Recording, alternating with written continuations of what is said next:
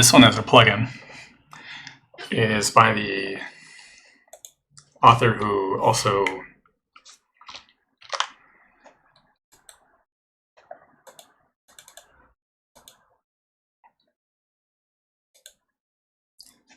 I'm trying to post a message, but I've forgotten how to do this. It's by the same author as the M-Squares plugin that I have on in the free plugins list. It's called Streamlines, and it's designed around triangulation. So taking lines, thick lines, and some curves and other shapes, and turning them into triangles. So this is an example of, there's a page of examples that I've been rewriting in Lua for Solar. This is an example of a closed curve. It's doing some animation.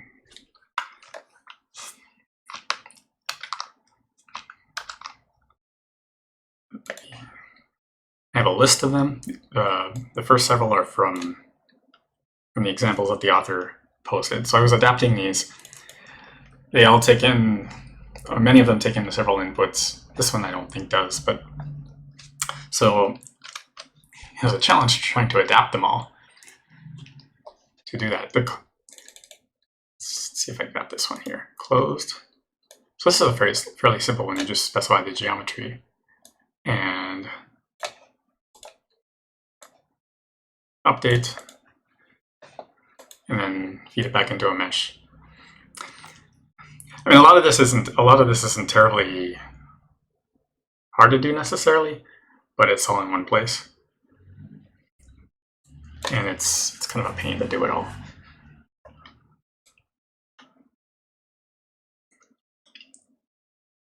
So this is sort of like a way to make a circle stroke.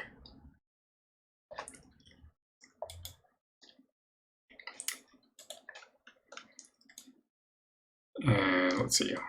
So this is what the stuff you supply to the library looks like.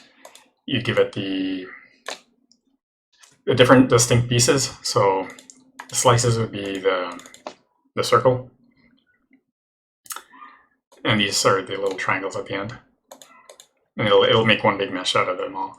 And closed means that the end part meets up like kind of like a line in Lua in Solar if you want to stitch it together that way. You can tell how thick the circle is.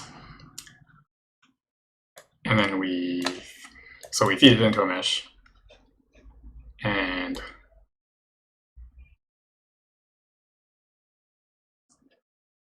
likewise, when we have an update function, that's just basically setting the vertices again.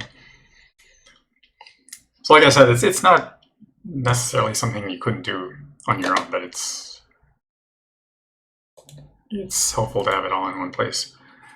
And curves is another. That one.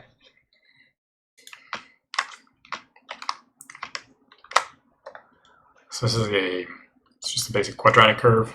I have another example with a cubic curve as well. What's that? Oh, great. And I can adapt these in the code. So a lot of these have options on them. Curves, for instance, has cubic variants. So that would be the same.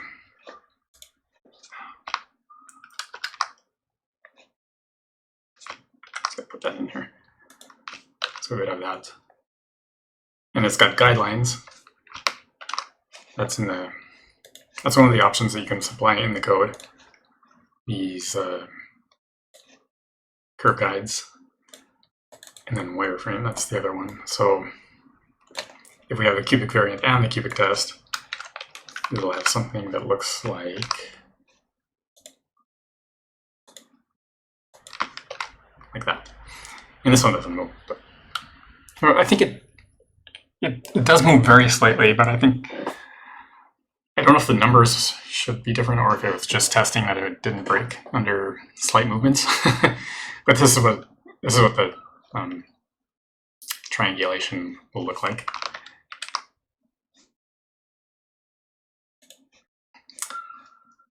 I got, so that's curves, and then we have end cap.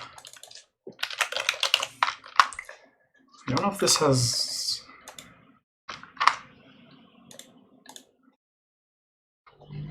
and this will do some rounding on the end. And in this case, it's doing it at both ends, but that's using, in the shader that's built into the test. This one also has, you know, we can switch that to if we just want one side, and we'll get this. Okay.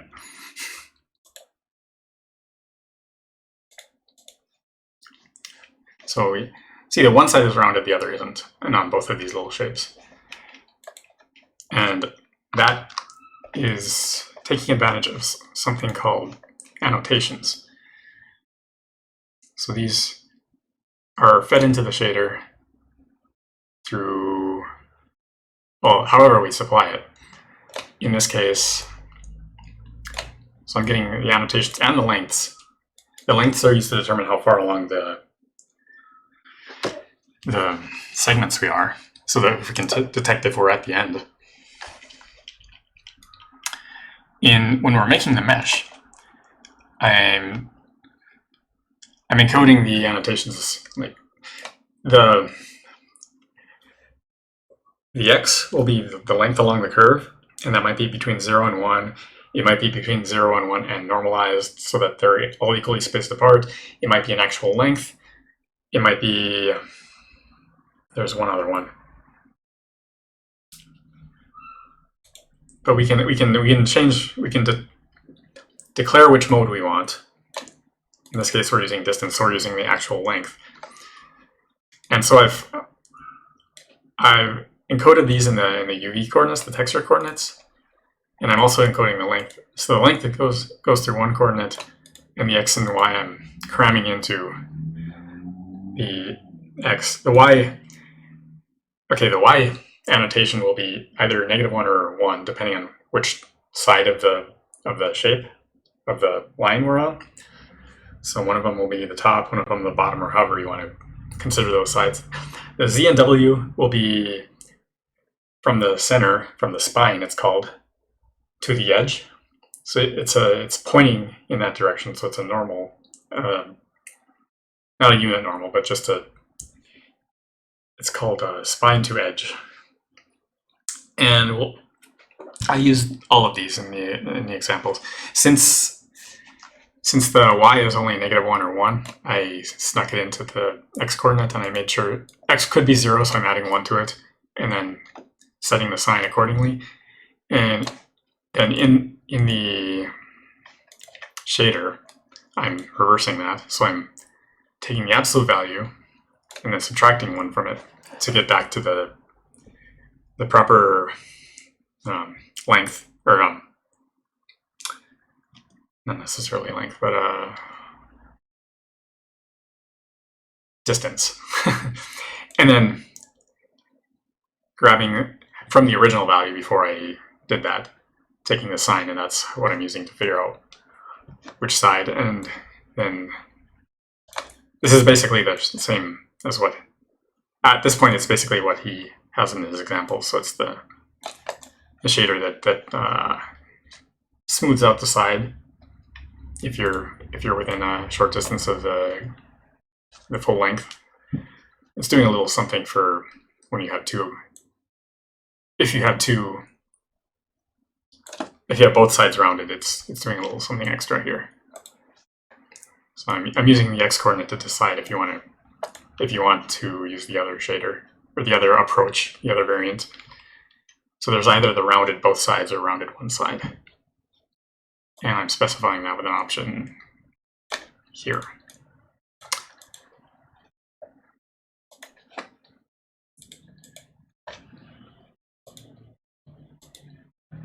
So that's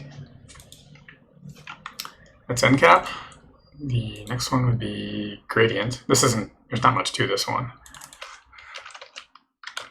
It's the same idea as this, essentially, with the annotations. So we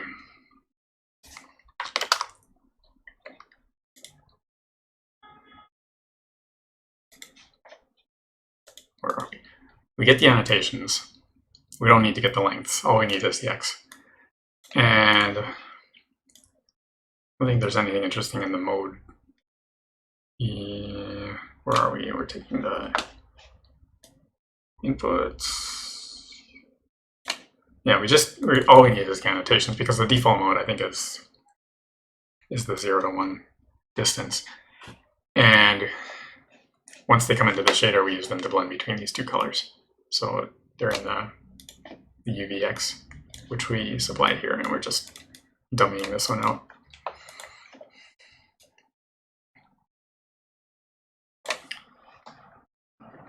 It's gradients. And next up is noisy.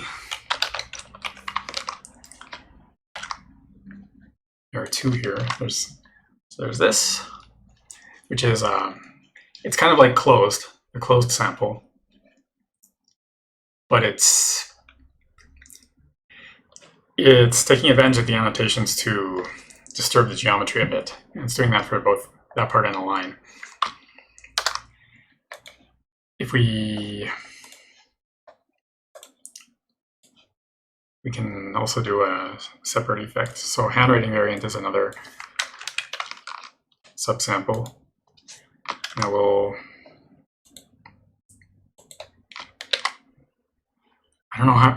don't know how well that gets picked up in the video, but this line is very slightly jittered. So it's like you're drawing it by hand. And so there's little slight perturbations in the curve. It's not perfect. And same with the line here.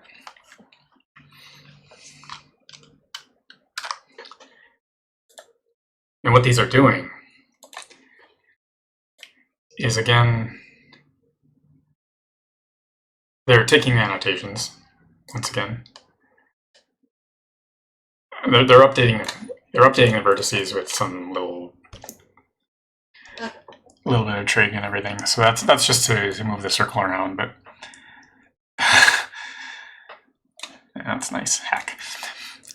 The meshes don't like when they're initialized with certain shapes. But okay, so we're passing in the spine to edge this time. So the direction, the displacement from the spine to the edge of the circle or the line curve. So they're not infinitely thin. They've got a little girth to them. In the middle to the edge, we'll have a vector that we follow, and we follow that in the shader. Depending on which of the two effects we're using, we'll either move a little to the side. I think we might actually do one of these in both of them, but I don't know which.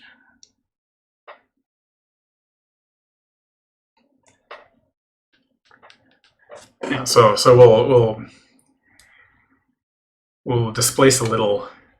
We'll use some noise. We'll generate some noise, and then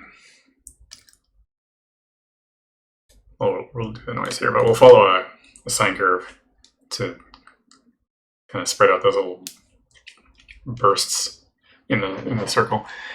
And since this one uses the spine to edge, which will be pointing one direction on one side and one direction on the other side, it'll spread both edges out, and according to the sine curve at that point, we'll also in the handwriting case, we'll also displace the position by the edge, but instead of going in both directions, so out this way and out this way, in this case we'll also multiply that displacement by the the V, so which will be negative on one side and positive on the other side. So it'll come out when it's negative. It'll turn that direction around, so they'll both be facing in the same direction, and you won't spread out. You'll just move both sides in one direction, and that's how it moves it down without fattening it or shrinking it.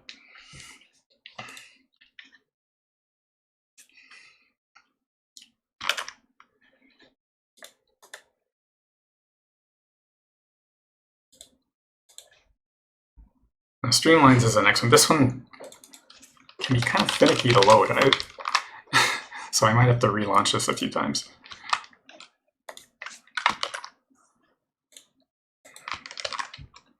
Yeah, doesn't show up. But no, that time it showed up. This generates a lot of points, lots of geometry, and it basically takes a window and passes a function in, and it'll get all the little. You'll have a direction, like a wind flow sort of thing going at each point that you sample, and these are also sampled in time, so it's building up kind of a little line at each point. So it's lots and lots of vertices, and at the moment, Solar only accepts 16-bit vertices. You can only have 64K of them. So if you have too many of these, there's I use a different sort of mesh where you don't need to supply the indices. But once they're built, we can do this pretty quickly, because all we need to do is we can do everything in the shader. We can just sample the time in there. Let's see, we've got, yeah, it just takes the time. And there's something called random offsets, which I don't know if I'll really show the other versions. There's some of these other normal or distance formats and everything, but I think they're all, it doesn't change too much in what you see. But yeah, this is just taking the time. So everything's already built in it. It's updating according to that. This is one of the variants. I think this is random offset. So in order that everything doesn't reset at the same time, the plugin it'll take the time, which is the distance along the curves, and then also it pre-generates just a bunch of randomness so that we can stagger all the times and they don't all reset at once. And so we can see how these curves are only going so far and then they're resetting. If you don't have the random offsets, they all reset at once, and it's very jarring.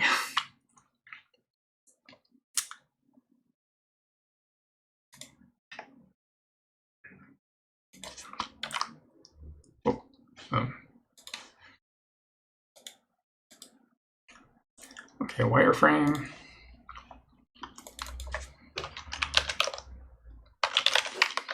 I don't think this one uses a shader.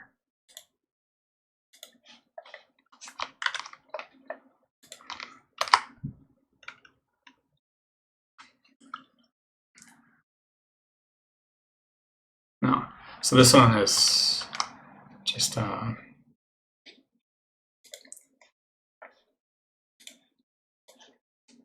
this is a lot like a couple of those others, like closed and then in some ways like gradient, but it has a little animation on it when we're updating, but I don't think this one uses a mesh. This one's just using lines. There's a way that there's something that the demos are using that the Solar doesn't support in any obvious way, at least. So I don't think this demonstrates anything interesting, aside from just seeing what it looks like tessellated. But I mean, you can certainly, this is a fine way to get the information. You don't have to pass it to a mesh.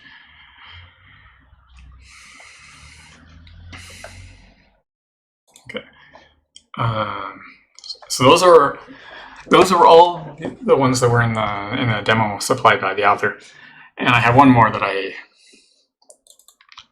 made myself, and this one is putting a shader on the mesh and using the distance to. It's based on a fire effect that was in the Share Your Shaders thread. So I took that, and in that one, it was just a small part of a big rectangle, and there was alpha around most of it, so you wouldn't see the majority of the effect. But now here I have the fire moving along the curve, so the X, if I've got this right, the X is from, I'm not even showing this, am I? The X is across the thickness, I guess, of the curve, and the Y is following the loop. This is using the same curves stuff from before, from the other sample, but with a few more control points. I mean, it's not that there could be better shapes than this, but I was doing it all by hand, and I came up with what I came up with.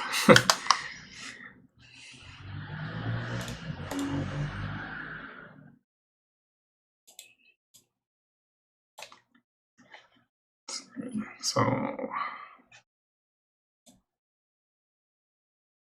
where is that? And this one, a lot of this is the fire shader. I made little adaptations here and there to try to keep get rid of all that excess alpha and constrain it to the shape of the curve. Just updating some positions. All that I'm passing are the negative or positive, depending on what side of the curve you're on. Although I'm converting it to 0 and the range 0 to 1, and the distance that's along the length. But otherwise, it's a lot like those other effects, and it's certainly not limited to this shader. I was thinking of for instance, in the Raiden games,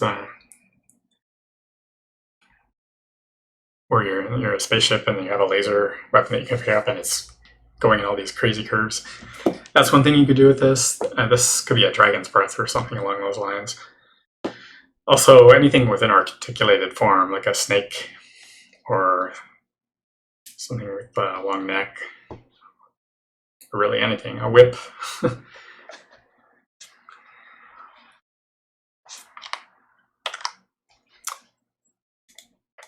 So that's roughly what I have available in this sample. I'll see about posting the link when I upload this to the original samples, and I have the sample code to go with these, and I'll put that in too. But I'll leave that here for now. I've got another plugin or two to demo soon. But that will be for next time.